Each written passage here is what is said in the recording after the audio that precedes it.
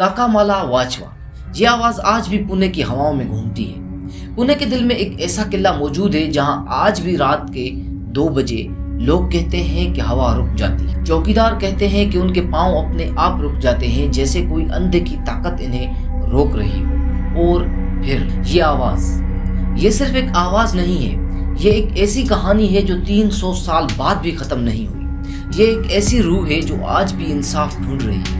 ये आवाज किसकी थी?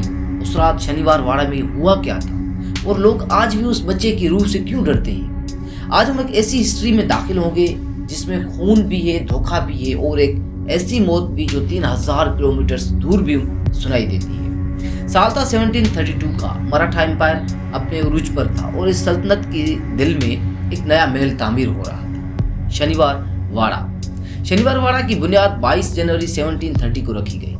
पेशवा बाजीराव ने इस महल को बनवाया जो मराठा एम्पायर की सियासी राजधानी का मरकज बन गया। ये सिर्फ एक इमारत नहीं थी, ये एक इक़्तिदार का निशान था। 7 मंजिलें, ऊंची दीवारें, 5 देव दरवाजे, हजारों कमरे।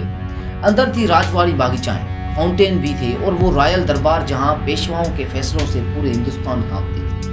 मराठा एम्पायर के कुछ बेहद ताकतवर हाकिम, जिन्हें हम पेशवा कहते हैं, यहाँ से पूरे सब कॉन्टिनेंट पर राज करते थे। ये लोग सिर्फ सियासतदान नहीं थे, ये लोग स्ट्रेटेजिस्ट थे, जंगजू थे और साजिशबाज भी थे। और इस महल के अंदर इक़्तिदार की भूख कभी कभी खून की प्यास में बदल जाती थी। लेकिन इस शान और शौकत के पीछे एक खूनी साजिश भी छुपी हुई है जो आज तक पूरी तरह सामने नहीं आई। अब मैं आपको मिलवाता हूँ उस बच्चे से, नारायण राव पेशवा। साल 1755 में पैदा हुआ। सिर्फ 16 साल की उम्र में उसे पेशवा का ताज पहना दिया गया। नारायण राव पेशवा 1773 में अपने वालिद माधवराव की वफात के बाद मराठा एम्पायर के पेशवा बने। वो एक ऐसे नाशुक्र वक्त में तख्ते नशीन हुए जब दरबार अंदर से टूट रहा था। सोचिए, एक टीनेजर कल तक खेलता था, आज पूरी सल्तनत की जिम्मेदारी उसके नाजुक कांधों पर थी। वो सियासत का खेल नहीं जानता था, वो दरबारियों के चेहरे नहीं पढ़ सकता था। वो सिर्फ एक छोटा सा बच्चा था, एक ऐसा बच्चा जिसके चारों तरफ शेर बैठे थे और उसे अंदाजा भी नहीं था। क्या एक 16 साल का लड़का इस काबिल होता है कि समझे कि उसके अपने खून के रिश्ते उसकी मौत के साजिशी हैं? उसके वालिद माधवराव, जो एक खुद बड़ा ताकतवर पेशवा था, अभी हाल ही में गुजरे थे। महल अंदर से हिला हुआ था, दरबारी लोग एक दूसरे को शक से देख रहे थे और इस कमजोर वक्त में इक़्तिदार के भूखे लोग मौका ढूंढ रहे थे। और नारायण राव, उसे अंदाजा भी नहीं था कि उसके अपने ही महल में उसकी मौत का फैसला हो चुका था।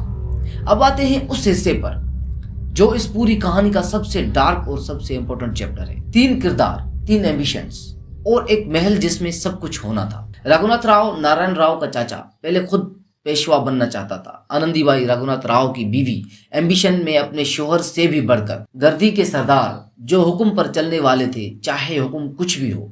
रघुनाथ राव, नारायण राव का चाचा, एक ताकतवर और तजर्बेकार फौजी था, लेकिन एक ऐसी सोच का मालिक जो खुद को ताज का असली हकदार समझता था। और फिर थी आनंदीबाई, रघुनाथ राव की बीवी। और अगर हिस्टोरिकल अकाउंट सच हैं तो इस सारी साजिश का असली दिमाग, जिस पर हिस्टोरियंस आज भी डिबेट करते हैं, जो एक मिस्ट्री है, एक डार्क सीक्रेट है, और जो अगर सच है तो नारायण राव की मौत की जिम्मेदार सीधा उन्हीं पर डालता है। असली फरमान ये था, धारा नारायण राव, यानी कि नारायण राव को गिरफ्तार करो। और जो लेटर भेजा गया, मारा नारायण राव, यानी कि नारायण राव को मार दो। सिर्फ एक हर्फ बदल गया, ध से म, और हिस्ट्री खून से भर गई। क्या ये सिर्फ एक गलती थी या ये सोच समझकर कर दिया गया था? क्या आनंदीबाई ने वाकई वो लेटर बदला? क्या रघुनाथ राव को पता था वो भी धोखे में शामिल था? ये सवाल आज भी जवाब नहीं रखता। जो पता है वो ये है कि वो फरमान पहुंचा और गर्दी के सिपाही महल के दरवाजे तोड़कर अंदर घुस गए। 30 अगस्त 1773 रात का वक्त। शनिवार वाड़ा में नारायण राव अपने कमरे में था। शायद सो रहा था या शायद किताब पढ़ रहा था। उसे कुछ अंदाजा नहीं था कि आज रात उसकी जिंदगी का आखिरी घंटा शुरू हो चुका है। महल के दरवाजों पर डर की दस्तक थी। गर्दी के सिपाही हाथ में तलवारें लेके अंदर घुस आए। चीखें, भाग दौड़, सिपाहियों के कदमों की गूंज पूरे महल में भाग दौड़ कर रही थी। और नारायण राव ये सुनकर भागा। वो भागा उन्हीं गलियों में जहां उसने बचपन बिताया था, उन्हीं दीवारों के साथ जो कभी उसकी हिफाजत का निशान थी। आज ये दीवारें उसे बचा नहीं सकती थी।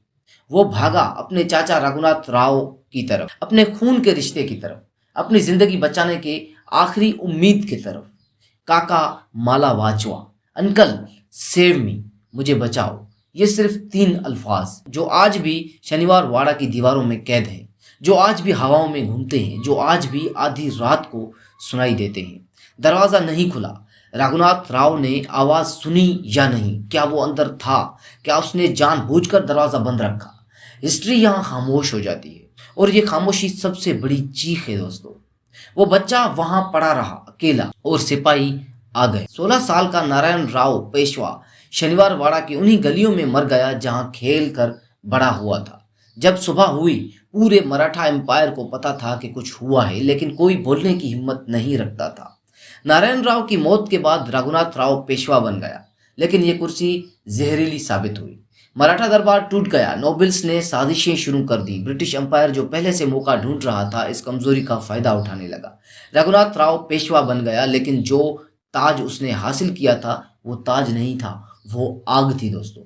पूरा मराठा कोर्ट 2 हिस्सों में टूट गया। एक तरफ वो थे जो जानते थे कि क्या हुआ, दूसरी तरफ वो थे जो डर की वजह से चुप थे। और इस अंदर की लड़ाई में अंग्रेजी कंपनी आई, हाथ फैलाए और ऑफर दिया। नारायण राव की मौत ने सिर्फ एक इंसान नहीं मारा, उसने मराठा एम्पायर को की रीढ़ तोड़ दी। क्या ये साजिश पूरी सल्तनत के खात्मे की शुरुआत थी? आनंदीबाई और रघुनाथ राव पर शक की उंगलियां उठने लगीं। कुछ रिलायबल लोगों ने लेटर की तब्दीली की बात की, कुछ आई विटनेस थे, लेकिन दरबार में इतना डर था कि कोई साफ बात नहीं कर रहा था। और फिर असली हॉरर अब शुरू होने वाली थी। अब हम आते हैं उस हिस्से पर जो शायद सबसे ज्यादा दिल दहला दे, क्योंकि ये सिर्फ हिस्ट्री नहीं है, ये वो चीज है जो आज भी हो रहा है। जो आगे बताया जाएगा वो लोकल लेजेंड्स, आई विटनेस अकाउंट्स और रिपोर्टेड एक्सपीरियंस पर मबनी है। ये फैक्ट्स नहीं है, लेकिन ये सिर्फ अफवाहें भी नहीं है, क्योंकि हजारों लोग एक ही चीज रिपोर्ट करते हैं। जब से नारायण राव की मौत हुई, शनिवार वाड़ा के पहरेदार अजीब कहानियां सुनाते आ रहे हैं। रात के आखिर में जब सिटी सो जाती है और सिर्फ हवाएं बोलती हैं, एक आवाज आती है दोस्तों, काका माला वाचवा। लोग कहते हैं कि पूर्णिमा की रात जब चांद अपनी पूरी रोशनी में होता है, ये चीख सबसे ज्यादा साफ सुनाई देती है। पुणे के पुराने बाशिंदों ने इस आवाज की बात की है। सिक्योरिटी गार्ड्स ने रिपोर्ट्स फाइल करी हैं, टूरिस्ट्स ने वीडियोस बनाए हैं, और सब की सब रिपोर्ट्स में एक ही बात है, हम अंदर थे, रात के आधे से ज्यादा टाइम हो चुका था। अचानक एक रोने की आवाज आई, किसी बच्चे की, लेकिन महल में कोई नहीं था, कोई भी नहीं। एक फार्मर सिक्योरिटी गार्ड का अकाउंट जिसने नौकरी छोड़ दी। क्या ये सिर्फ अफवाहों का खेल है? क्या थकी हुई आंखें, उस रात का डर इंसान को ऐसा सोचने पर मजबूर करती हैं? या वाकई एक 18 साल के बच्चे की रूह आज भी उन गलियों में भाग रही है, आज भी चाचा का दरवाजा ढूंढ रही है, आज भी आवाज लगा रही है? क्या ये सिर्फ अफवाहें हैं, या वाकई एक बच्चे की रूह इंसाफ मांग रही है? मैं आपको जवाब नहीं दे सकता, क्योंकि इस सवाल का जवाब सिर्फ शनिवार वाड़ा की दीवारें जानती हैं, और वो बोलती नहीं। साल 1828 नारायण राव की मौत के 55 साल बाद शनिवार वाड़ा में आग लग गई दोस्तों। इतनी बड़ी आग के 7 दिन तक बुझी नहीं। 1828 की आग में शनिवार वाड़ा का सबसे ज्यादा हिस्सा तबाह हो गया। 7 मंजिलें थी, सिर्फ एक बाकी रही। अंदर की तमाम चीजें, पेंटिंग्स, फरमान, रॉयल रिकॉर्ड, सब कुछ राख बन गया। आग की वजह आज भी ऑफिशियली मिस्टीरियस है दोस्तों। अंदर का सब कुछ जल गया, वो पेंटिंग्स, वो फरमान, वो लेटर्स, जिसमें शायद उस लेटर की असली कॉपी भी मौजूद थी, जिसमें धारा था या मारा, सब कुछ राख हो गया। कुछ लोग कहते हैं ये भी उस महल की कर्ज थी कि नारायण राव की रूह ने यहाँ और किसी को चैन से रहने नहीं दिया, कि जब इंसाफ नहीं मिला तो खुद आग ने फैसला कर लिया, जैसे हिस्ट्री खुद इस महल को मिटा देना चाहती थी, ताकि जो कुछ हुआ वो राज ही रहे हमेशा। अब बात करते हैं उस चीज की जो हिस्टोरियंस एक्चुअली कहते हैं, क्योंकि ये डॉक्यूमेंट्री सिर्फ सस्पेंस के लिए नहीं है दोस्तों, असली कहानी समझना भी जरूरी है। ज्यादातर मराठा हिस्टोरियंस इस बात पर एग्री करते हैं कि नारायण राव की मौत एक पॉलिटिकल असासिनेशन थी। धारा से मारा वाला लेटर चेंज होना एक डॉक्यूमेंटेड क्लेम है जो कॉन्टेम्पररी अकाउंट्स में मिलता है। आनंदीबाई की इन्वॉल्वमेंट वाइडली एक्सेप्टेड है। 2 डायरेक्ट प्रूफ की कमी है। रघुनाथ राव का रोल एम्बिगियस रहता है, कुछ उसे गिल्टी मानते हैं, कुछ उसे पान कहते हैं। जो बात कन्फर्म है वो ये है दोस्तों कि नारायण राव की मौत एक एक्सीडेंट नहीं थी, ये एक ऑर्गेनाइज्ड कॉन्स्पिरेसी थी, और इस साजिश ने मराठा एम्पायर को उस राह पर डाल दिया जहां से वापस आना बहुत मुश्किल था। कुछ ही सालों में पेशवा इक़्तिदार कमजोर हो गया। ब्रिटिश ईस्ट इंडिया कंपनी ने मौका देखा और मराठा एम्पायर, वो जो कभी हिंदुस्तान के सबसे ताकतवर सियासी ढांचे था, टूट गया। क्या नारायण राव की मौत ना होती तो क्या मराठा एम्पायर ब्रिटिश कंपनी को रोक सकता था? क्या हिस्ट्री अलग होती? क्या हिंदुस्तान अलग होता? ये सवाल सिर्फ सवाल हैं, लेकिन ये सवाल जरूरी हैं क्योंकि ये बताते हैं कि एक हरफ की तब्दीली, सिर्फ एक हरफ की पूरी तारीख बदल सकती है। एक इंसान की लालच, एक कलम की हरकत, एक हरफ की तब्दीली, और एक 18 साल का बच्चा जिसने सिर्फ अपनी जिंदगी मांगी थी। और रूह के बारे में साइंस कहती है ये सब मास साइकोलॉजी है।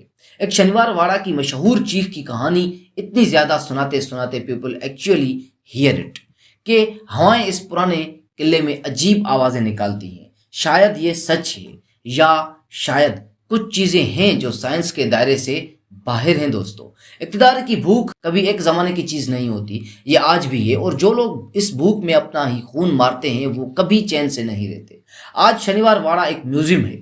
लोग वहां जाते हैं, फोटोज लेते हैं, कुछ लोग हिस्ट्री सीखने जाते हैं और कुछ लोग रात तक रुकने की कोशिश करते हैं ये देखने के लिए कि क्या वो आवाज सच्ची है। लेकिन मैं सोचता हूं दोस्तों, अगर हम सिर्फ आवाज ढूंढने जाते हैं तो हम असली लेसन मिस कर देते हैं।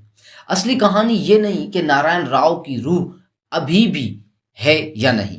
असली कहानी ये है कि एक 18 साल के बच्चे को उसके अपने चाचा के पैलेस में उसके अपने चाचा के हुक्म पर मारा गया। और जब वो भाग रहा था, जब वो दरवाजा खटखटा रहा था, वो जब आवाज लगा रहा था, तो उसके पास कोई नहीं आया। शायद हिस्ट्री सिर्फ किताबों में नहीं रहती दोस्तों, कभी कभी वो दीवारों में कैद हो जाती है, कभी कभी वो हवाओं में घूमती है। और पुणे के इस पुराने किले में एक बच्चे की चीख आज भी तैरती है।